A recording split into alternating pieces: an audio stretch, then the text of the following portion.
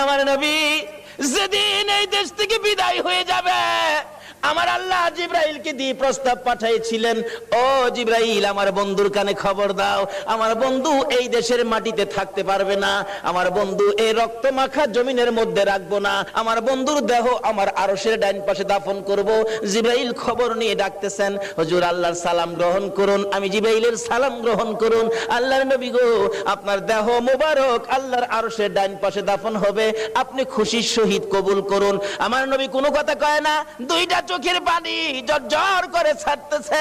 জিবরাইল বলেন, ইয়া রাসূলুল্লাহ, এত সুন্দর প্রস্তাব নিয়ে আসলাম, কোনো কথা কন না, খালি কাঁদেন কেন জানতে চায়। আমার নবী বলেন, জিবরাইল রে, তোমার জন্য খুশির খবর হতে পারে, আমি খুশি হতে পারলাম না। কেন পারলেন না? রে জিবরাইল, আমার দাফন আল্লাহর আরশের ডান পাশে হবে, আমি জানতে চাই আমার গুনাহগার উম্মতের দাফন কই হবে রে? জিবরাইল বলেন, আপনার উম্মতের দাফন এই জমিনের মধ্যে হবে। আমার নবীর কান্না আরো বেড়ে গেছে।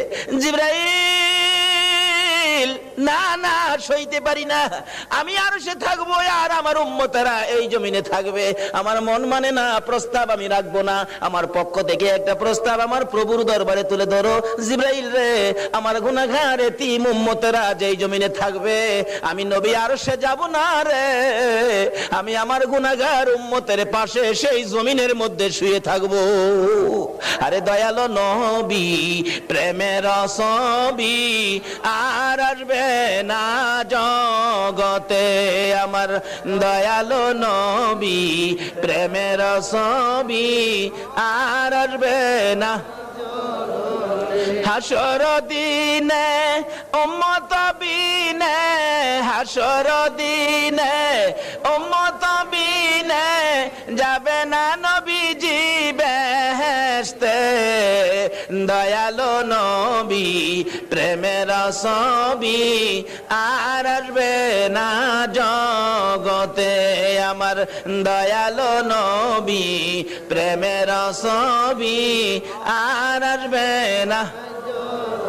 63 সাল জিন্দেগি কাটছে বলে উম্মতি, 63 সাল জিন্দেগি কাটছে বলে, এখনো কান্দে শুয়ে মদিনাতে নবী, এখনো কান্দে শুয়ে মদিনাতে।